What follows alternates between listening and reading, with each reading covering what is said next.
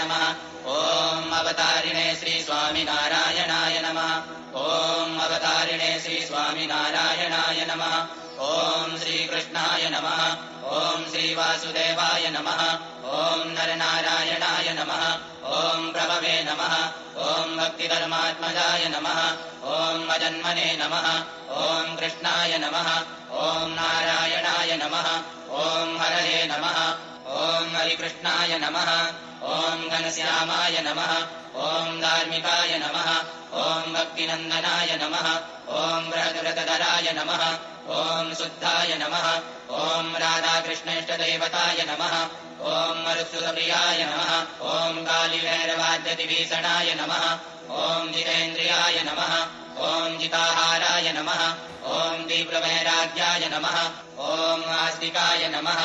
ॐ योगेश्वराय नमः ॐ योगकलाप्रवत्तये नमः ॐ अतिधैर्यवते नमः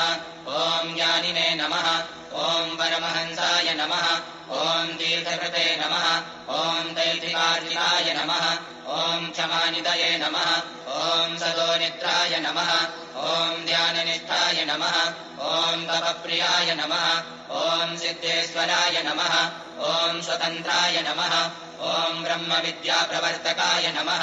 ॐ पाषण्डोच्छेदनपटवे नमः ॐ सस्वरूपाचलस्थितये नमः ॐ प्रशान्तमूर्तये नमः ॐ निर्दोषाय नमः ॐ असुरगुर्वादिमोहनाय नमः ॐ अतिकारुण्यनयनाय नमः ॐ उद्भवाद्यप्रवर्तकाय नमः ॐ महाव्रताय नमः ॐ साधुशीलाय नमः ॐ साधुविप्रप्रपूजकाय नमः ॐ महिंसयज्ञपस्तोत्रे नमः ॐ साकारब्रह्मवर्णनाय नमः